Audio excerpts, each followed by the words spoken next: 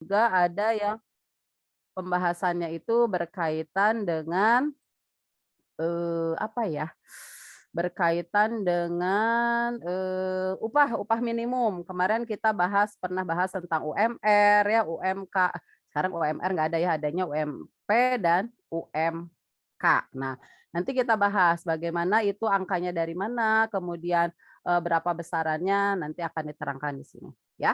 Oke, kita mulai dari yang pertama, ketenagakerjaan. Ketenagakerjaan ini kalau kita lihat dari Undang-Undang Nomor, 13 Tahun 2003, itu tadi topik udah benar bahwa adalah segala hal yang berhubungan dengan tenaga kerja pada waktu sebelum, selama, dan sesudah masa kerja. Artinya undang-undang ini membahas tentang kegiatan dari sebelum. Sebelum itu artinya dari mulai penempatan, terus kesempatan kerja gitu ya, pemagangan dan lain sebagainya. Kalau selama masa kerja berarti berkaitan dengan, upahnya berapa, perlindungan kerjanya gimana, kemudian jaminan sosialnya bagaimana gitu ya. Kalau yang sesudah masa kerja berarti berkaitan, dengan apa, dengan pesangon gitu ya, kemudian jaminan hari tua. Nah itu untuk, ketenagakerjaan. Berarti yang kita bahas di sini mungkin nanti berkaitan dengan yang sebelumnya, selama, dan sesudahnya gitu ya, tapi, nggak secara rinci sih.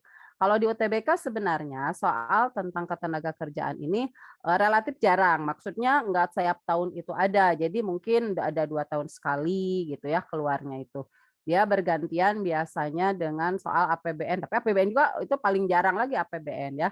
Cuma 3 tahun terakhir itu dia selalu ada ketenagakerjaan itu, terutama berkaitan dengan, konsep ketenagakerjaan yang kemarin ya, yang terbaru 2021, 2019 tentang pengangguran, kemudian 2018 juga dia kaitannya dengan, konsep ketenagakerjaan. Jadi, kalau kita lihat terakhir-terakhir mulai sering berarti harus kita bahas dan karena materinya banyak jadi ya lumayan ya nanti kita ngomongnya banyak.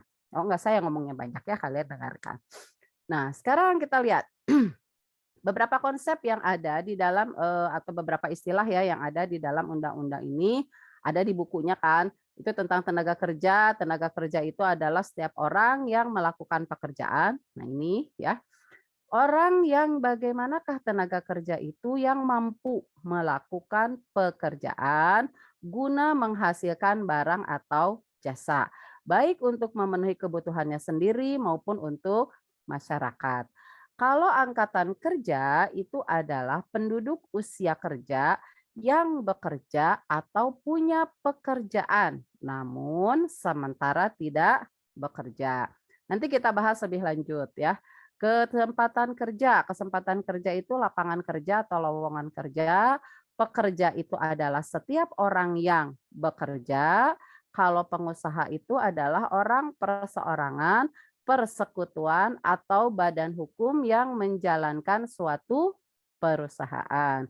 Kemudian kalau upah, upah itu adalah hak pekerja atau buruh yang diterima dan dinyatakan dalam bentuk uang. Nah, jadi upah itu dalam bentuk uang sebagai imbalan dari pengusaha atau pemberi kerja kepada pekerja atau buruh ya yang ditetapkan atau dibayar menurut suatu perjanjian kerja. Nah, ini ya kesepakatan atau peraturan perundang-undangan termasuk nanti tunjangan dan, lain sebagainya. Nah, yang sering ditanya nanti berkaitan dengan ketenagakerjaan itu adalah yang berkaitan dengan konsep, ya. Konsep ketenagakerjaan kalau kita lihat kemarin kita, bahas tentang konsep pendapatan nasional ya. Sekarang konsep tentang ketenagakerjaan. Yang pertama, konsep ketenagakerjaan itu kita lihat dari penduduk. Penduduk itu siapa? Seseorang yang mendiami suatu wilayah, ya kan, dalam waktu, minimal 6 bulan, bermaksud untuk menetap. Penduduk ini nanti dibagi 2, dia dibagi menjadi tenaker, tenaker itu tenaga kerja, ya, Dan yang kedua adalah bukan tenaker atau bukan tenaga kerja. Nah, jadi yang namanya penduduk itu nanti dibagi dua, tenaga kerja dan bukan tenaga kerja. Nah, apa bedanya? Nah, tadi kan dari pengertian bahwa tenaga kerja itu yang mampu, ya kan? Tadi mana? Nih nomor satu, yang mampu melakukan pekerjaan guna menghasilkan barang dan jasa. Tenaga kerja ini adalah penduduk yang usianya 15 sampai 64 tahun. Ini di Indonesia ya, luar negeri mungkin dia bisa lebih besar atau lebih tua atau lebih muda ya. Nah, berarti yang bukan tenaga kerja itu yang usianya kurang dari 15 tahun atau lebih dari 64 tahun. Berarti yang kurang dari 15 tahun itu dianggap belum mampu, kalau di atas 64 dianggap sudah tidak mampu gitu ya. Nah, gitu. Makanya usia pensiun itu maksimal di atas 64 gitu kan. Usia kerja maksimal minimal adalah 15 tahun. Kalian usia berapa? 25 ya? Usia sekarang, Bu. Ya, ya iyalah, masa 10 tahun yang lalu. 9 saya 18, Bu. Oh, 18. Berarti tenaga kerja kan? Berarti sudah Ya. mampu bekerja. Nah, berarti kalian masuk ke tenaga kerja. Itu seperti itu. Nah, soal kemarin UTBK 2019 ya kalau nggak salah, itu nanti dikasih nama, misalkan si A, dia itu lulusan SMA lagi ngapain, si B usia sekian, lulusan SMP gitu ya. Nah, itu kan seperti itu. Nah, nanti ditanya mana yang tenaga kerja, mana yang bukan tenaga kerja. Itu dari konsep ini. Kita terusin sekarang. Tenaga kerja ini nanti dibagi dua, nanti dibagi duanya menjadi angker. Angker itu ini angkatan kerja. Kemudian nanti yang kedua itu adalah bukan angkatan kerja atau bukan angker. Nah, dari sini apa bedanya antara angker dan bukan tidak angker ya, bukan angker, bukan angkatan kerja. Kalau tenaga kerja tadi itu yang mampu bekerja, kalau angkatan kerja mampu dan siap bekerja. Kalau bukan angkatan kerja mampu tapi tidak siap bekerja. Ya. Jadi di sini siap, kalau yang di sini mampu dan siap. Ini kan mampu. Nah, ini mampu dan siap. Kalau ini mampu tapi dia tidak siap untuk bekerja. Contohnya siapa? Contohnya kayak kalian kan, siswa-siswi, mahasiswa, mahasiswi, karena kalian, masih sekolah gitu ya, masih menuntut ilmu berarti dianggap kalian belum siap. Ibu rumah tangga karena mereka konsentrasi misalkan ngurus rumah tangga, maka dianggap tidak siap. Terus misalkan ada orang-orang cacat yang tertentu, tapi kan ada ya beberapa orang cacat yang bisa juga bekerja gitu kan, mampu dan, siap bekerja gitu kan. Tapi umumnya 3 orang ini dianggap bukan 3 orang, 3 hal ini dianggap dia, bukan angkatan kerja. Itu seperti itu. Sampai sini ada yang ditanya? Tidak ada? Kalau tidak ada berikutnya. Nah, nanti angkatan kerja itu dibagi 2. Ada yang bekerja, ada yang pengangguran atau tidak bekerja, ya. Yang bekerja artinya angkatan kerja yang terserap oleh lowongan pekerjaan. Kalau yang tidak terserap oleh lowongan pekerjaan, maka dianggap pengangguran. Nah, jadi tadi angkatan kerja itu apa? Yang bekerja atau yang sedang mencari pekerjaan gitu ya. Nah, itu berarti disebutnya angkatan kerja. Dia mampu dan siap, tapi walaupun siap juga kalau tidak terserap kan dia akhirnya nganggur. Nah, itu seperti itu. Ya. Ini untuk konsep. Ada yang ditanya sampai konsep? Aman ya? Kalau aman kita terusin ke berikutnya. Mana tadi? Entar dulu. Nah, berikutnya kita lihat jenis-jenis tenaga kerja ya. Yang siap bekerja itu nanti apa gitu ya. Nah, kita lihat tenaga kerja itu nanti kalau menurut keahliannya dia dibagi menjadi 3. Ada tenaga kerja berpendidikan, berketerampilan, atau pekerja kasar. Yang berpendidikan artinya tenaga kerja itu yang memiliki ilmu dan keterampilan yang didapat melalui proses pendidikan. Contohnya kayak dokter, guru, pengacara, itu nggak ada yang otodidaknya dokter otodidak, itu nggak ada. Berarti dia harus sekolah dulu. Kalau berketerampilan, dia itu memiliki keterampilan yang didapat melalui pelatihan atau kebiasaan. Contohnya sopir atau tukang kayu gitu ya. Kalau pekerja kasar, nah dia itu tenaga kerja yang tidak harus sekolah atau tidak harus berketerampilan. Contohnya untuk kuli atau buruh bangunan. Itu jenis tenaga kerja menurut keahliannya. Yang kedua adalah tenaga kerja menurut kegiatannya, ya. Tenaga kerja menurut kegiatannya nanti dibagi menjadi dua. Yang pertama adalah tenaga kerja rohaniah atau dia mengandalkan kerja fisik ya. Rohaniah itu non fisik, kok terbalik, non fisik ya. Artinya dia lebih banyak menggunakan ide gitu ya, pemikiran, gagasan dan lain sebagainya. Contohnya kayak direktur, manajer, banyak mikir gitu ya. Kalau yang jasmaniah itu berarti contohnya banyak menggunakan fisik, contohnya pekerja bangunan. Nah, itu kalau menurut jenis kegiatannya. Berikutnya adalah status tenaga kerja menurut status ikatannya, ya. Nah, ini yang tadi disebutkan ya, bahwa ada tenaga kerja yang freelance, ya kan? Berarti seseorang yang bekerja sendiri dan tidak berkomitmen kepada perusahaan dalam jangka waktu tertentu gitu ya. Kemudian yang kedua ada pekerja kontrak atau outsourcing, seseorang yang dipekerjakan oleh perusahaan untuk jangka waktu tertentu yang disepakati dalam sebuah perjanjian tertulis. Nah, itu yang outsourcing atau kontrak tadi.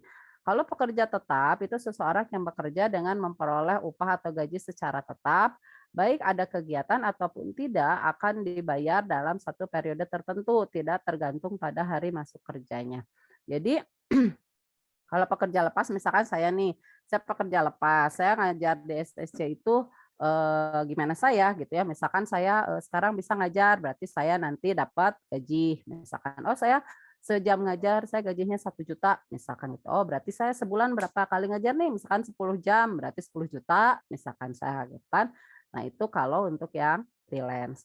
Kalau yang kontrak itu biasanya ada eh, dipekerjakan gitu ya menurut perjanjian tertulis. Jadi misalkan gini, saya dikontrak nih untuk jangka waktu 1 tahun, misalkan dengan gaji sekian, tapi dengan syarat, nanti ada SKB-nya ya, syarat ketentuan berlaku. Apa saja syaratnya, misalkan saya harus ngajar sebulan berapa kali gitu kan, dengan ketentuan ini. Nah, nanti saya dapat gaji tuh, itu untuk kontrak. Nah, nanti dilihat sampai 1 tahun.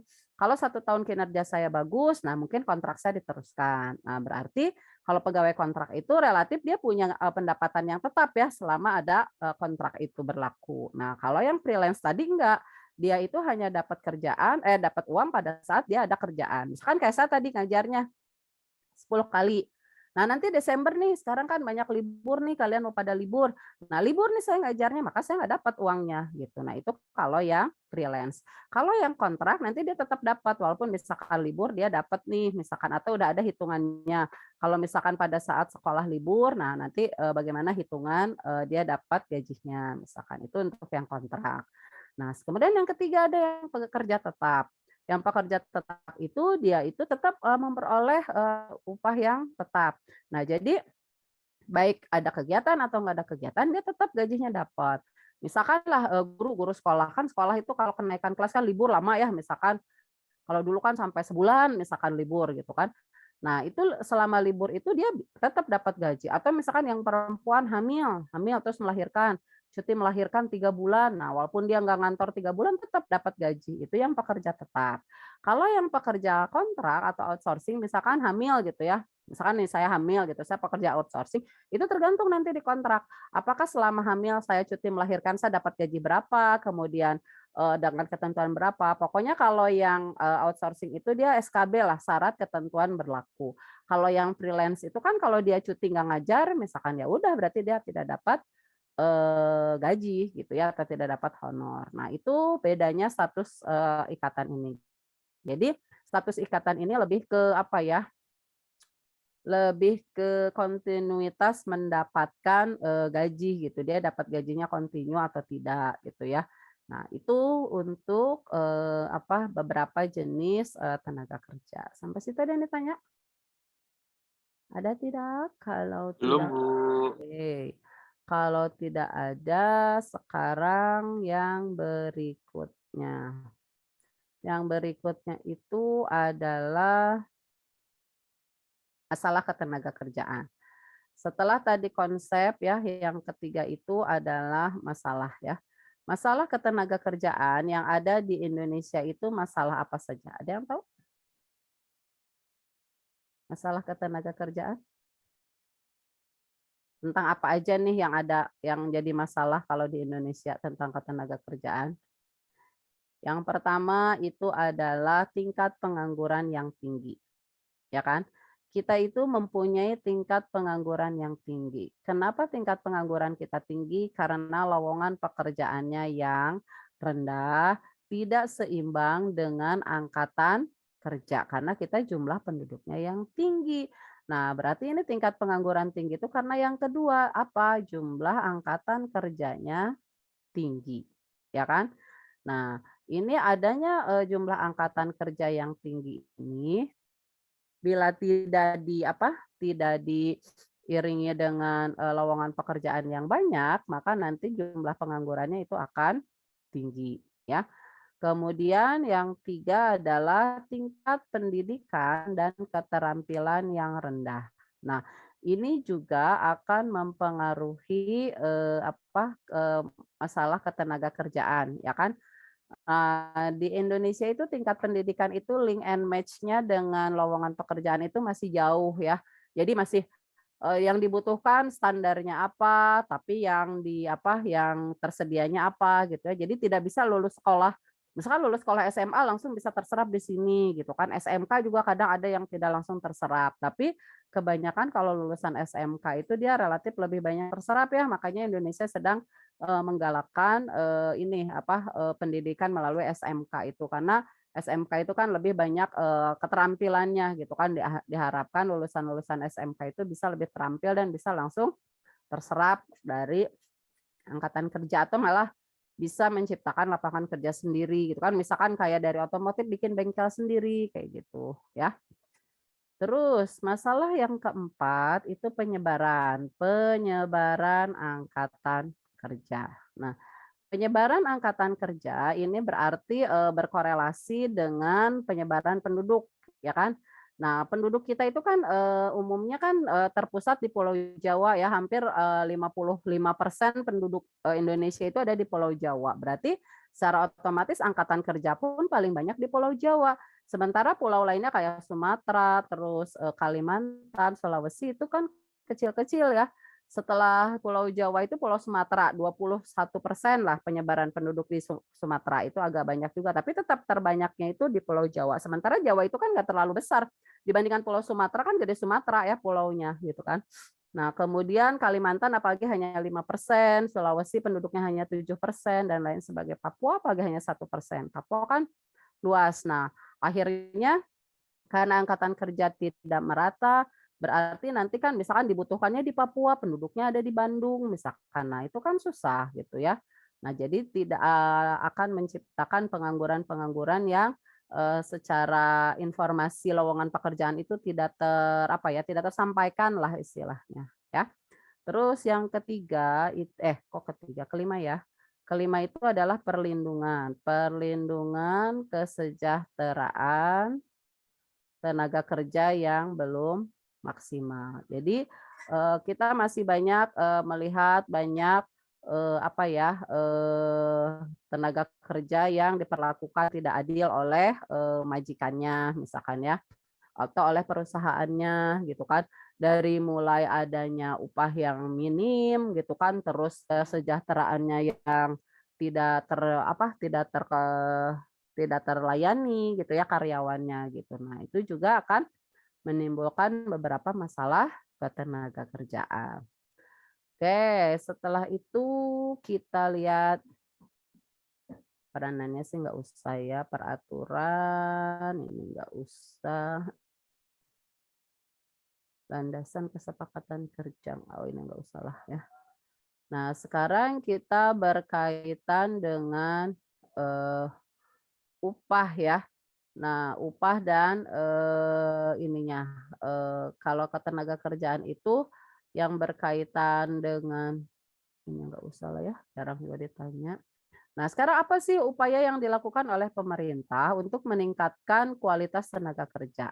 Nah, agar masalah ketenaga kerjaan ini bisa terselesaikan gitu ya, maka pemerintah itu harus melakukan beberapa upaya agar masalah ketenaga kerjaan ini bisa teratasi. Di antaranya dengan meningkatkan kualitas tenaga kerja.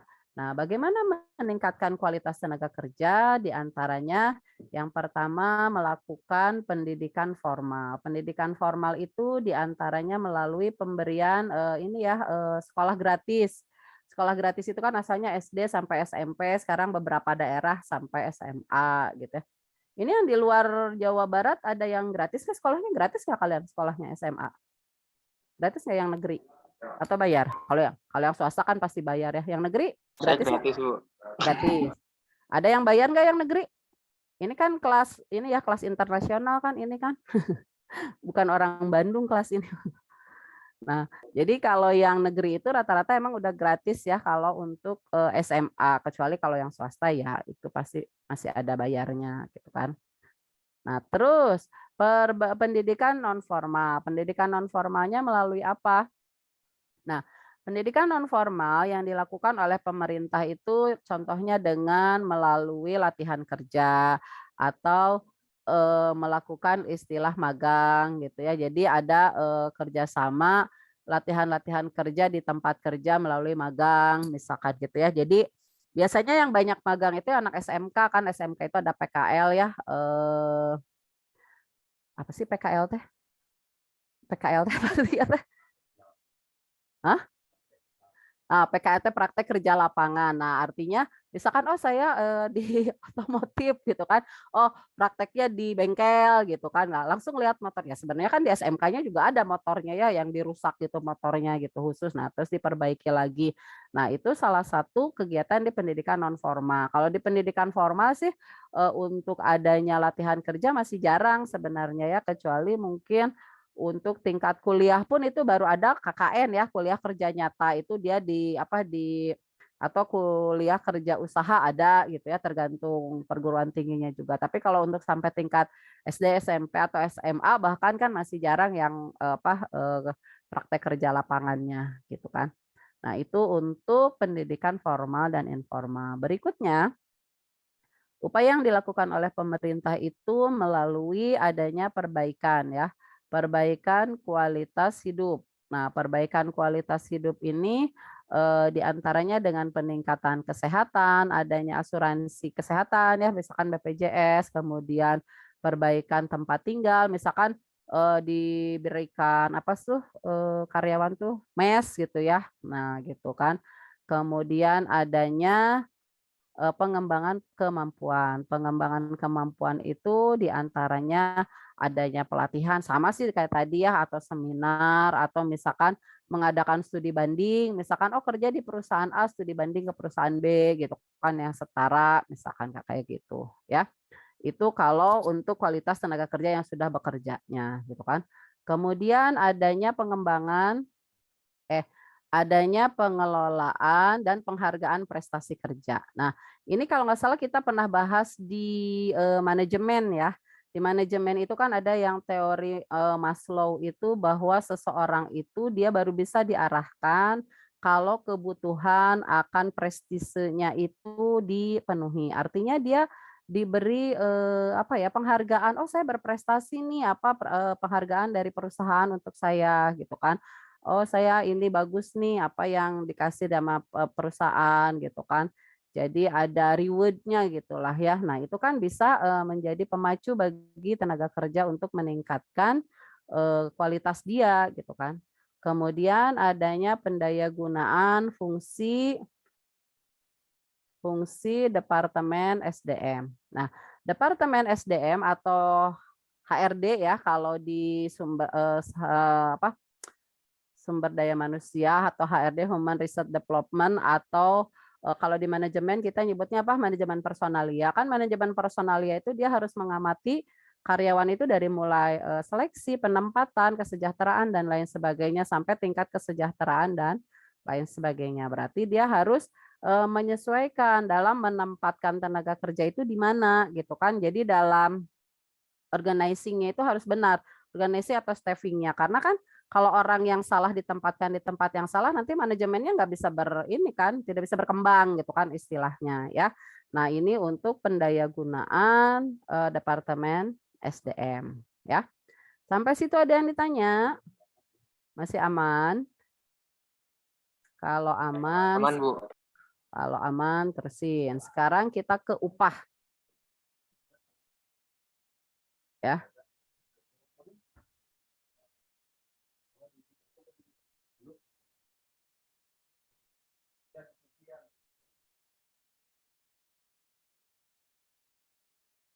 Sistem upah. Nah, sekarang ke upah. Upah itu kan tadi imbalan yang berbentuk uang, ya kan? Yang diberikan menurut ketentuan tertentu atau kesepakatan antara pekerja dan tenaga kerja. Nah, sistem upah ini nanti dipengaruhi oleh beberapa hal. Yang pertama, sistem upah itu dipengaruhi oleh permintaan dan penawaran tenaga kerja. Kita pernah bahas di pasar input ya tentang permintaan dan penawaran tenaga kerja ini. Itu berkaitan dengan apa? Kita lihat. Nah, jadi pasar input itu pasar yang menghubungkan antara jumlah tenaga kerja ini dengan tingkat upah. Ini seperti ini. Jadi kalau misalkan di suatu pasar tenaga kerja, ini nanti ada permintaan. Ini permintaan. Kemudian ini nanti ke sini. Ini nanti ada penawaran, gitu ya. Nah, ini nanti ada keseimbangan. Misalkan upah keseimbangannya itu 5 juta, misalkan gitu ya. Nah, ini yang bekerjanya yang terserapnya 100, misalkan. Nah, siapakah yang menawarkan tenaga kerja itu? Yang menawarkan tenaga kerja kan yang melakukan penawaran di rumah tangga di pasar input itu siapa? Itu rumah tangga konsumsi, ya kan? Sementara yang melakukan permintaan itu adalah rumah tangga produksi, di mana mereka itu menggunakan tenaga kerja sebagai input dalam proses produksi yang mereka lakukan. Nah, ini adalah proses permintaan penawarannya di sini. Kalau misalkan di dalam satu proses permintaan penawaran ini tenaga kerjanya itu yang diserap itu tetap jumlahnya gitu ya, permintaannya tetap nih modelnya kayak gini gitu ya. Sementara penawaran tenaga penawaran tenaga kerjanya bertambah terus. Nah, penawaran itu kan berkaitan dengan apa? Penawaran itu berkaitan dengan tadi kan jumlah penduduk gitu kan. Jadi kalau misalkan jumlah penduduknya meningkat terus, nah maka ini nanti kan kurvanya dia geser ke kanan. Nah, ini berarti berkaitan dengan apa? Permintaan penawaran ya. Nah, dia geser ke kanan ini ke sini. Nah, ini jadi S aksen. Maka nanti keseimbangan upahnya akan turun. Ini di sini. Ini kayak gini.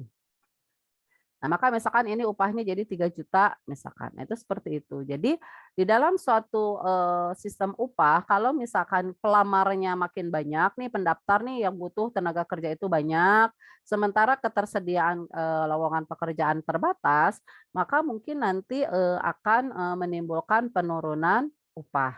Kebalikannya, andaikan kalian itu punya keahlian yang tidak dimiliki orang lain, maka kan penawaran tenaga kerjanya kan terbatas ya di sini misalkan. Nah, ini S-nya di sini. Maka nanti upah yang akan kalian dapatkan itu dia lebih besar.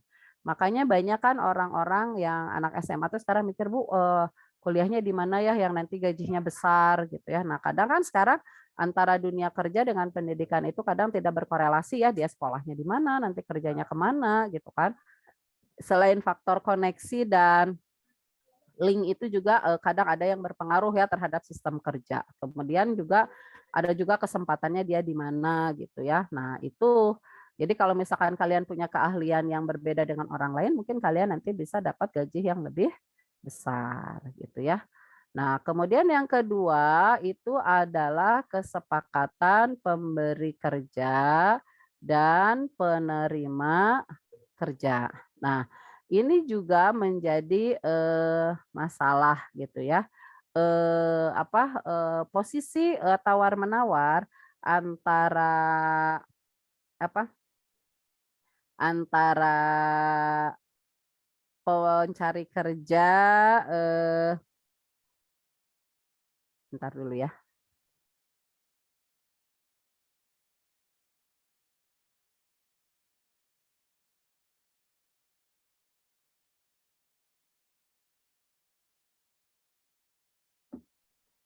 Nah, kesepakatan antara pemberi kerja dan penerima kerja. Nah, ini nanti kita lihat bagaimana kesepakatannya.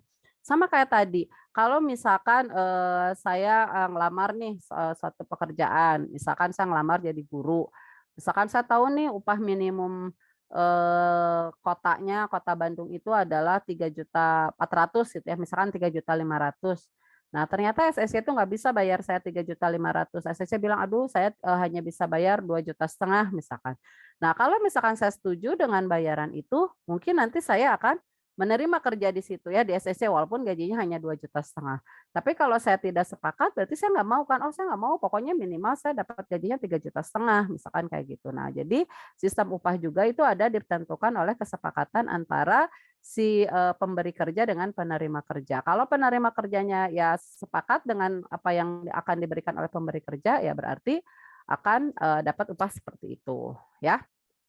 Itu untuk kesepakatan. Berikutnya sekarang jenis upah. Nah, kita lihat mengenai jenis upah. Jenis upah itu nanti dibedakan menjadi beberapa. Yang pertama adalah jenis upah menurut satuan waktu. Sini ya, menurut.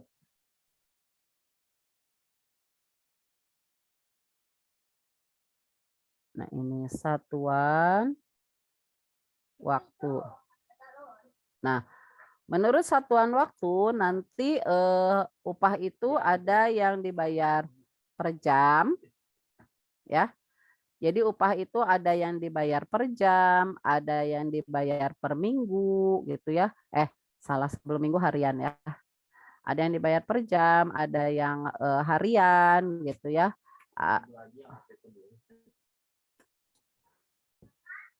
Ada yang harian, nanti ada yang minggu, nanti ada yang bulan gitu ya. Nah, ini adalah upah menurut satuan waktu. Per jam itu misalkan gini, oh saya kerja nih di SSC, gajinya per jam, misalkan sejam 100 juta gitu ya. Nah, berarti itu satuan waktu. Saya per hari, per harinya misalkan 100 juta, nah berarti dibayarnya harian. Nah, terus nanti ada yang 100 juta seminggu, nah gitu kan, ada yang 100 juta sebulan. Nah, itu adalah satuan waktu. Biasanya kalau istilah per bulan itu udah bukan upah lagi ya.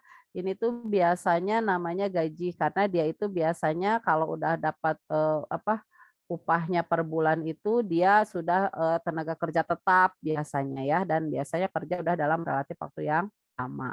Beda dengan yang per jam, per hari atau per minggu. Itu untuk satuan waktu. Berikutnya ada upah yang disebut satuan produk ya. Upah satuan produk ini adalah ditentukan upahnya itu berdasarkan produk yang dihasilkan. Misalkan menghasilkan misalkan ngerajut lah, misalkan merajut baju gitu ya. Nah, misalkan dapat satu baju itu nanti upahnya misalkan 100.000 gitu ya. Nah, kalau misalkan sehari dapat 10 berarti 100.000 kali 10, misalkan itu kayak gitu. Itu per jumlah produk yang dihasilkan. Kalau misalkan yang diberikan itu bukan berupa uang tapi produk, itu disebutnya bagi hasil. Jadi contohnya misalkan di pertanian ya banyaknya misalkan ngebantu dalam panen padi. Nah, hasilnya itu bukan dikasih uang tapi dikasih padi. Kalau misalkan dia membantu panen padi itu hasilnya misalkan 1 ton, nanti dari 1 ton itu dia dapat upahnya misalkan 1 kilo misalkan gitu ya. Nah, berarti itu adalah bagi hasil. Atau ada juga yang kambing, kalau miara kambing, kalau anaknya nanti kambingnya beranak nanti bagi 2 hasilnya, misalkan itu seperti itu ya. Itu untuk satuan produk. Kemudian yang ketiga ada upah itu yang menurut sistem bonus ya. Sistem bonus itu adalah upah yang diberikan, ini biasanya bonus itu tambahan ya di luar gaji gitu kan atau di luar upah. Nah, biasanya bonus itu diberikan bila perusahaannya laba gitu kan atau punya keuntungan. Jadi nanti karyawannya dikasih bonus gitu kan. Misalkan oh melebihi target penjualan gitu kan, melebihi target laba, maka dia dapat bonus. Nah, itu untuk sistem bonus ya. Nah, kemudian nanti ada sistem komisi. Kalau sistem komisi itu karena adanya ini laba ya, laba perusahaan. Kalau sistem komisi itu terjadi karena berdasarkan hasil penjualan. Misalkan nih saya bekerja di dealer motor, saya punya gaji tetap, misalkan gaji pokoknya 2 juta misalkan. Nah, nanti kalau saya berhasil menjual 1 motor, saya dapat komisinya misalkan 3% dari penjualan. Nah, itu namanya komisi gitu ya. Kemudian nanti ada sistem upah itu yang disebut dengan upah sistem borongan. Sistem borongan itu bila kita melakukan pekerjaan dengan apa ya, adanya kesepakatan. Biasanya itu borongan itu untuk pekerjaan bangunan paling sering ya istilah borongan itu. Misalkan bangun rumah nih dari nol gitu kan. Kalau diborongkan itu jadi si pembuat rumahnya itu nggak tahu pokoknya sok kamu saya punya kerjaan untuk bikin rumah bentuknya gini gini gini gini, bisa nggak diselesaikan dalam waktu 1 bulan misalkan. Nah, itu namanya borongan. Karena kalau tidak borongan kan pekerja bangunan itu kerjanya harian kan, dibayar sehari berapa misalkan. Nah, kalau misalkan borongan itu udah ditarget sama si pemberi kerjanya. Pokoknya kamu harus beres dalam waktu 1 bulan misalkan. Nah, berarti ya terserah yang mempekerjakannya gitu kan. Dia mau ngerjainnya tiap hari, tiap malam gitu po, itu terserah. Yang penting harus beres dalam waktu 1 bulan. Kalau borongan itu ada ketentuan waktunya. Kalau yang harian kan enggak, jadi terserah dari pekerjanya gitu kan. Jadi kadang pekerjanya nyantai gitu ya kalau ngerjain pekerjaan bangunan. Itu bisa ya. Kemudian ada lagi sistem upah itu menurut mitra usaha. Menurut mitra usaha biasanya nanti si perusahaan itu memberikan ini apa tuh saham, bagian saham perusahaan. Jadi misalkan di antara gajinya itu ada beberapa persentase dari gajinya itu yang diberikan ini apa? Diberikan saham. Misalkan diambillah dari gajinya itu 500.000, 500.000 berapa persen saham misalkan.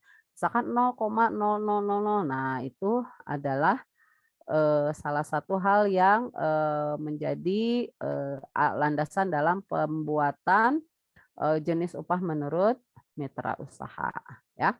Itu untuk upah ya. Sekarang ke upah minimum ya yang banyak ditanya kemarin, apa sih upah minimum itu misalkan. Nah, ini upah minimum kalau kita lihat, upah minimum itu merupakan salah satu bentuk ya kebijakan pemerintah dalam menentukan upah di suatu daerah. Pemerintah itu harus mengambil kebijakan yang moderat bagi kepentingan rumah tangga konsumen maupun rumah tangga produsen. Nah, acuan besarnya upah minimum itu menitik beratkan pada kebutuhan hidup minimum yang dihitung. Nah, jadi penentuan upah minimum itu dari apa? Upah minimum itu ditentukan dari kebutuhan fisik minimum. Kebutuhan fisik minimum itu untuk apa? Untuk makan, minum, pakaian, sabun mandi, pasta gigi, dan lain-lain. Yang jelas kebutuhan fisik minimum itu seseorang itu bisa makan dan bisa mandi aja lah ya. Kan ini ada sabun mandi dan pasta gigi.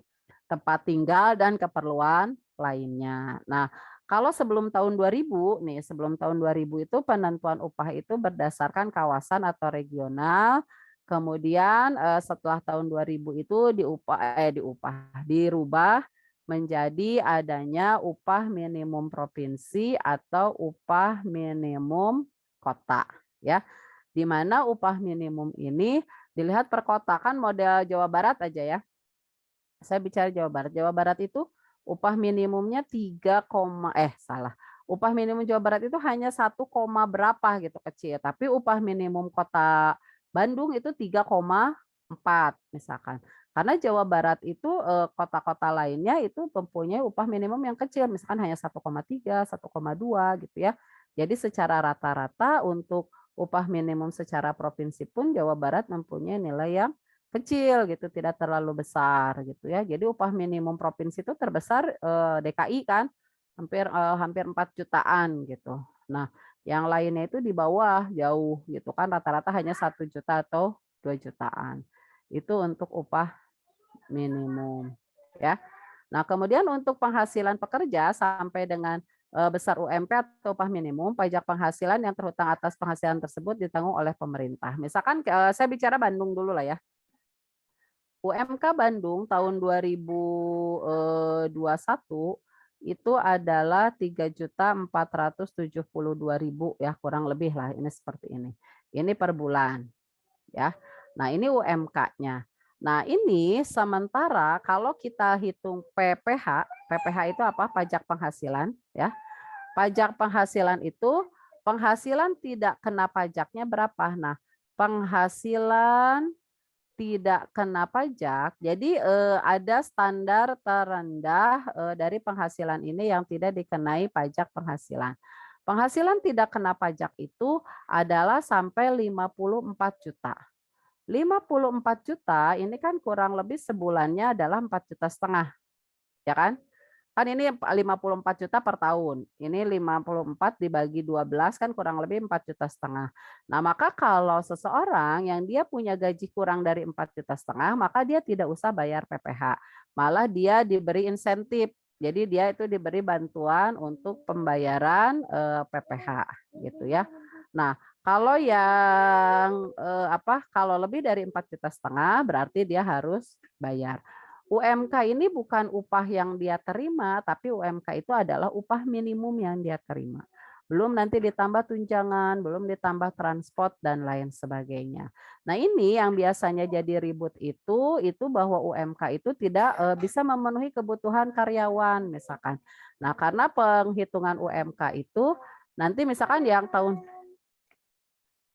2022 itu nanti bagaimana ngitungnya, yaitu UMK 2021 ditambah dengan inflasi ya, ditambah dengan pertumbuhan ekonomi yang tahun 2021. Maka nanti bisa dihitung UMK 2021 ditambah berapa lagi nanti untuk tingkat persentase berikutnya gitu ya. Misalkan ini inflasinya 3% gitu ya, pertumbuhannya ini 5%. Nah, berarti untuk UMK 2022 itu adalah UMK 2021 ditambah dengan 8% dari UMK 2021. Nah, itu kayak gitu ya. Itu diantaranya sampai sini dulu, nanti kita lanjutkan jam 16.07 ya. Kita istirahat dulu salat maghrib. Cukup sekian dulu untuk sesi ini. Assalamualaikum warahmatullahi wabarakatuh.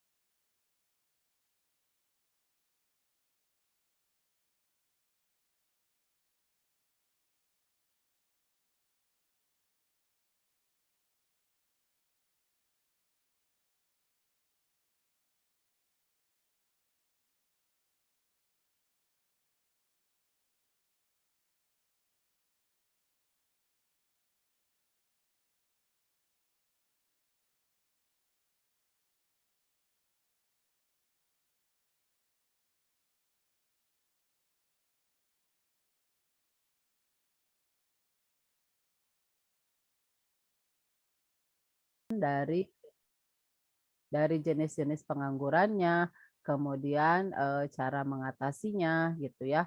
Karena pengangguran ini termasuk salah satu hal yang jadi apa ya? Jadi hambatan di dalam pertumbuhan dan pembangunan di Indonesia ya.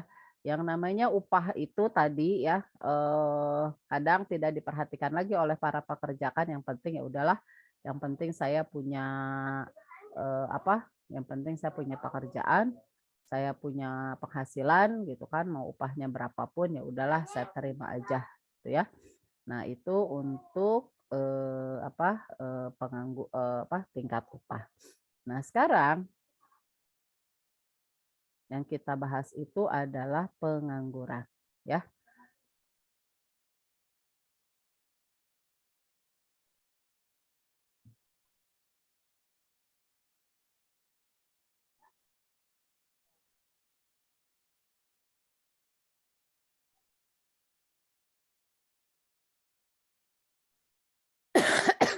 Nah, pengangguran itu apa? Nanti kita lihat apa yang dimaksud dengan tingkat pengangguran dan pengangguran itu sendiri itu apa, ya. Tingkat pengangguran adalah orang yang tidak mempunyai pekerjaan, sedang mencari pekerjaan, atau sedang mempersiapkan suatu usaha baru. Nah, itu yang disebut dengan pengangguran. Jadi yang tidak punya pekerjaan, sedang mencari atau sedang mempersiapkan usaha baru. Maka dia disebut pengangguran.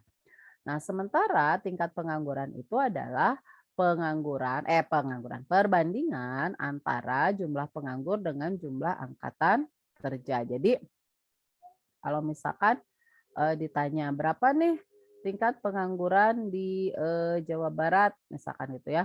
Nah, berarti di sini kita lihat jumlah pengangguran tingkat pengangguran itu adalah jumlah pengangguran yang ada di Indonesia di Jawa Barat dibagi dengan ini jumlah ya sigma ditambah dengan sigma angkatan ditulis ya jumlahnya ditambah dengan jumlah dari angkatan kerja ditambah dibagi ya dibagi dengan jumlah angkatan kerja dikali dengan 100%.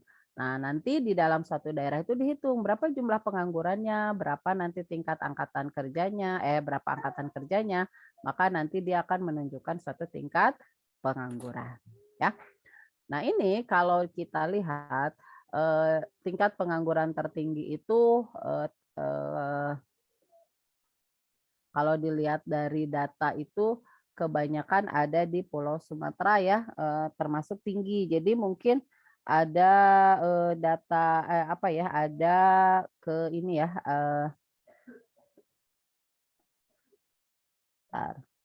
kita lihat data tingkat pengangguran. Nah, kalau kita lihat dari data tingkat pengangguran ini, umumnya yang tertinggi itu adalah di di Sumatera gitu kan, rata-rata yang tinggi itu. Nah, jadi kalau kita lihat dari data-data tersebut sebenarnya jumlah angkatan tingkat pengangguran terbukanya itu sekitar 6,26% gitu ya. Nah, ini berarti terjadi karena apa? Kalau misalkan yang sekarang ini itu umumnya terjadi karena ini ya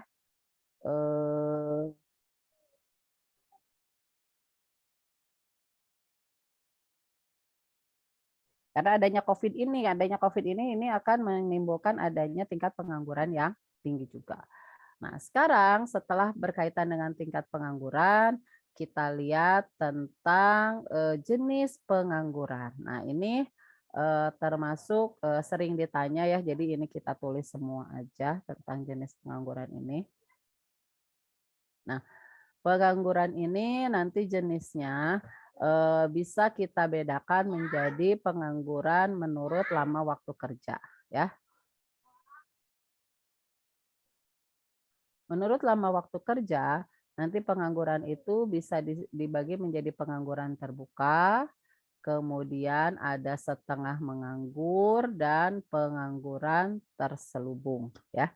Nah, nanti kita lihat apa bedanya antara pengangguran terbuka setengah menganggur, dan pengangguran terselubung. Karena ini termasuk istilah yang kadang sering sering diungkapkan gitu kan. Nah, kita lihat yang pertama adalah pengangguran terbuka atau open unemployment. Nah, pengangguran itu kan unemployment. Nah, pengangguran terbuka itu apa? Pengangguran di mana seseorang sama sekali tidak bekerja. Ya. Yang terbuka itu dia samsek tidak bekerja dan berusaha mencari pekerjaan. Jadi dia itu yang nangkring aja gitu ya. Nah, penyebabnya bisa karena lapangan kerjanya tidak tersedia, yang kedua bisa karena ketidakcocokan antara kesempatan kerja dan latar belakang pendidikan, yang ketiga bisa karena dia tidak mau bekerja. Dia maunya nangkring aja deh, atau misalkan oh saya punya apa sih warisan banyak, ya udahlah saya nggak usah kerja aja. Nah, itu mungkin bisa ya. Nah, menurut BPS, yang mana sih yang disebut sebagai pengangguran terbuka itu? Nah, pengangguran terbuka itu adalah mereka yang tidak punya pekerjaan atau sedang mencari pekerjaan. Tidak punya atau sedang mencari. Yang kedua adalah mereka yang tidak punya pekerjaan tapi sedang mempersiapkan usaha, gitu ya. Kemudian yang ketiga adalah mereka yang tidak mempunyai pekerjaan dan tidak mencari pekerjaan, ya. Kenapa tidak mencari? Karena tidak mungkin memperoleh pekerjaan. Jadi mereka udah mikir, ah udahlah saya tidak mungkin deh dapat pekerjaan, udahlah nggak usah nyari, kan gitu ya. Nah, ini ada juga yang disebut pengangguran terbuka itu mereka yang sudah mempunyai pekerjaan tetapi belum mulai bekerja. Jadi misalkan, oh saya sudah diterima bekerja tapi nanti mulai bekerjanya bulan depan misalkan. Nah, itu berarti masih disebut sebagai pengangguran terbuka, ya. Nah, ini nanti kalau ditanya tingkat pengangguran terbuka, jadi kalau di ekonomi itu kalau ada tingkat-tingkat itu berarti perbandingan. Itu perbandingan apa? Antara jumlah pengangguran terbuka dibagi dengan angkatan kerja dikali dengan 100%. Ini adalah tingkat pengangguran terbuka, ya. Nah, pokoknya biasanya itu kalau di tingkat pengangguran itu angka yang ditanyakan nanti dibagi dengan angkatan kerjanya, ya. Yang kedua adalah setengah menganggur atau under unemployment. Nah, under unemployment itu artinya situasi ketika orang bekerja tetapi tenaganya kurang termanfaatkan. Diukur dari curahan jam kerja, produktivitas, dan penghasilan yang diperoleh. Misalnya pekerja freelance. Nah, ini tingkat setengah menganggur. Nah, oh ini rumusnya ke bawah ya. Ya udahlah begini weh. Nah, setengah menganggur itu artinya di sini adalah tingkat setengah menganggur. Menganggur itu adalah seseorang yang bekerja kurang dari 35 jam per minggu. Misalkan nih saya ngajar sehari hanya 1 jam. Berarti kalau misalkan seminggu ngajar terus berarti ini nanti saya hanya kerjanya 7 jam. Nah, berarti kan itu di bawah jam kerja ya. Karena kan jam kerja itu adalah 35 jam per minggu. Artinya kalau bekerja dalam waktu 5 hari gitu ya, berarti satu harinya 7 jam. Misalkan 7 to 5 ya, jadi pergi jam 7 pagi, nanti pulang jam 5 sore. Itu artinya 7 to 5 ya, jadi itu pekerja yang 35 jam per hari. Kalau misalkan dia jam kerjanya tidak 7 to 5, maka dia disebut setengah menganggur. Itu pertama dari jam kerja. Bisa dari produktivitas kerja. Misalkan harusnya sehari dia menghasilkan berapa, ini dia hanya berapa. Yang kedua juga dari penghasilan. Nah, biasanya antara jam kerja dengan produktivitas kerja dan penghasilan kerja itu adalah berkorelasi kan. Jadi kalau jam kerjanya sedikit, berarti pasti produktivitasnya juga sedikit. Kalau produktivitasnya sedikit, pasti penghasilannya juga akan sedikit. Itu kayak gitu, ya. Itu untuk setengah menganggur. Berikutnya adalah pengangguran terselubung, disguised disguised unemployment. Nah, pengangguran terselubung ini terjadi karena tenaga kerja yang gimana? Dia tidak bekerja secara optimal, ya. Kondisi ini disebabkan adanya ketidaksesuaian antara pekerjaan dengan bakat dan kemampuan yang dia miliki. Nah, ketidakcocokan pekerjaan dengan bakat akan berpengaruh pada produktivitas kerja dan penghasilan yang rendah, ya kan? Jadi misalkan nih saya eh,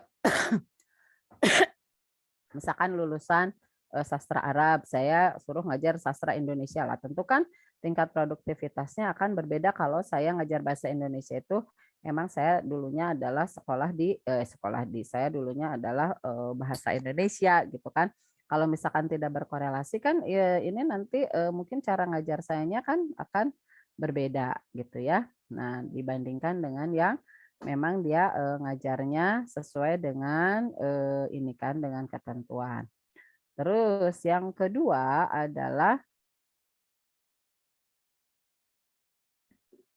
ketidakcocokan pekerjaan dengan bakat akan berpengaruh pada produktivitas kerja dan penghasilan yang rendah.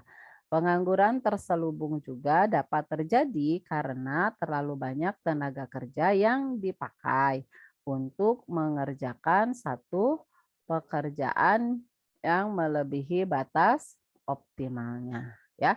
Itu adalah pengangguran terselubung. Ada yang ditanya tentang pengangguran ini menurut lamanya waktu kerja?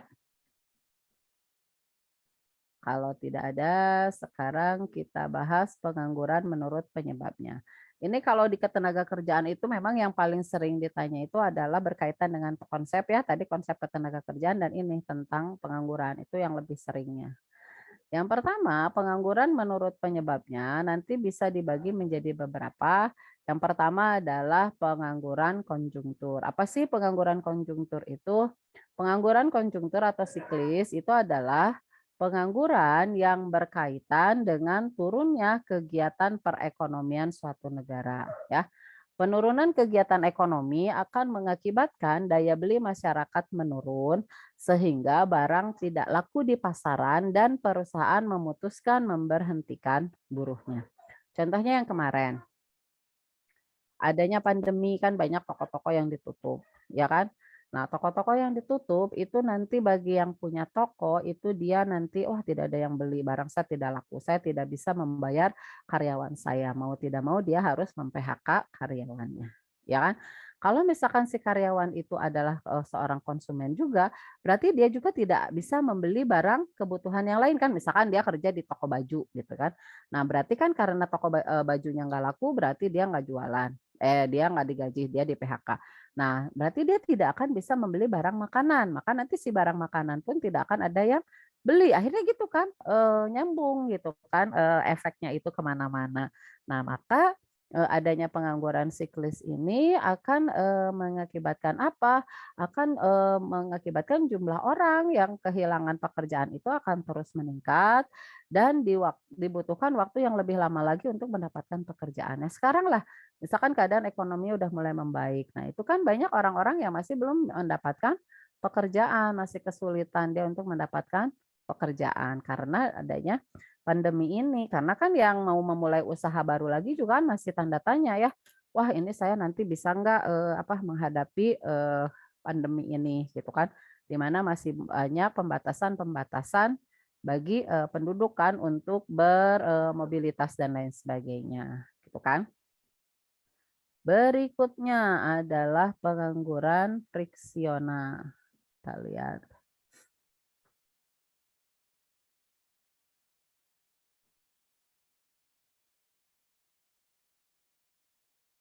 Nah, pengangguran friksional itu adalah pengangguran yang terjadi karena kesulitan temporer dalam mempertemukan pemberi kerja dan pelamar kerja.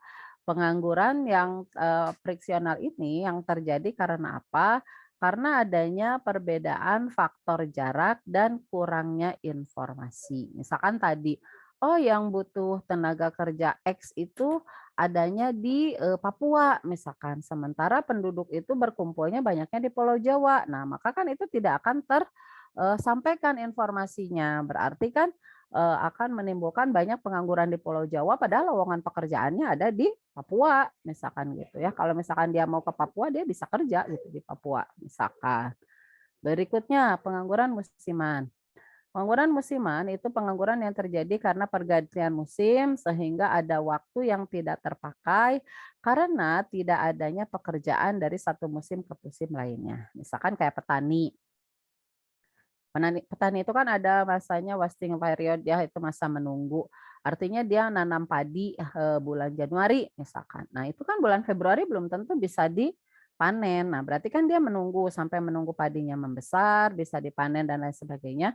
Dia nggak ada kegiatan ya, aduh ngapain ya. Nah, maka nanti banyak si petani itu yang dia pergi ke kota, berjualan lah dia di kota atau dia menjadi buruh bangunan dan lain sebagainya di kota. Nah, itu adalah musiman, ya. Nah, itu nanti pas, zamannya panen, nanti dia balik lagi ke kampung gitu kan untuk panen. Itu yang musiman. Berikutnya yang pengangguran teknologi. Pengangguran teknologi adalah jenis pengangguran yang disebabkan oleh adanya penggantian tenaga manusia oleh mesin canggih ya. Jadi adanya penggunaan teknologi itu kadang dia akan menggeser tenaga manusia. Misalkan kayak sekarang sudah mulai ada bartender yang dari robot. Misalkan kan nanti lama-lama para pelayan itu bisa dari robot semua. Misalkan hilang nanti tenaga kerja manusianya gitu ya. Kemudian nanti ada pengangguran sukarela. Pengangguran sukarela itu adalah pengangguran yang penduduk usia kerja yang memilih untuk tidak bekerja. Nah, jadi dia itu memilih tidak bekerja meskipun tersedia kesempatan kerjanya. Misalkan saya nih, ah, udahlah saya capek kerja, saya mau diam di rumah aja deh, gak akan kerja. Nah, berarti saya nanti disebut sebagai pengangguran tenaga kerja atau disebut juga pengangguran voluntari gitu ya. Nah, itu untuk pengangguran menurut penyebabnya. Nah, sekarang kita lihat beberapa penyebab pengangguran. Nah, pengangguran itu disebabkan oleh apa nih terjadinya pengangguran itu ya? Pengangguran itu tadi yang sama kayak tadi yang di angkatan kerja ya. Adanya besarnya keangkatan kerja tidak seimbang dengan kesempatan kerja. Ini jadi angkernya itu lebih besar dibandingkan laukernya atau kesempatan kerjanya gitu ya. Pendidikan dan keterampilan yang rendah, tadi ini link and match-nya itu masih belum ketemu gitu ya. Nah, kemudian adanya kemajuan teknologi, adanya resesi ekonomi, kemudian partisipasi wanita yang meningkat. Artinya sekarang itu lebih banyak mengangkat tenaga kerja wanita dibandingkan tenaga kerja pria. Karena apa? Kalau tenaga kerja pria itu nanti digaji itu harus ada tunjangan keluarga. Kalau tenaga kerja wanita kan nggak usah, berarti dia karena dia itu hanya menghidupi diri dia sendiri, gitu ya. Nah, makanya banyak perusahaan-perusahaan itu, terutama pabrik-pabrik ya, dia itu lebih menggunakan tenaga kerja wanita dibandingkan pria karena biasanya bisa memberikan upah yang lebih rendah kalau terhadap wanita. Berikutnya kemanfaatan tenaga kerja antar daerah tidak seimbang yang tadi ya, karena penyebaran penduduk tidak seimbang, maka pemanfaatan tenaga kerja juga tidak seimbang. Kemudian kebijakan pemerintah menghentikan pengiriman TKI ke luar negeri. Nah, adanya kebijakan menghentikan pengiriman TKI juga menyebabkan adanya tingkat pengangguran di dalam negeri ya, karena kan sudah tidak ada peluang lagi nih untuk ke luar negeri kan kerja di luar negeri itu termasuk salah satu kesempatan kerja ya bagi orang-orang tertentu. Berikutnya, kebijakan diperlakukannya perdagangan bebas. Nah, adanya kebijakan diperlakukannya perdagangan bebas, maka adanya mobilitas tenaga kerja pun semakin bebas. Nah, ke mobilitas tenaga kerja artinya apa? Banyaknya tenaga kerja asing yang masuk ke Indonesia. Hal ini akan memacu tenaga kerja dalam negeri itu juga tidak terserap ya, akibatnya akan mengakibatkan apa? Mengakibatkan adanya pengangguran di dalam negeri ya. Itu untuk penyebab pengangguran. Berikutnya adalah dampak ya.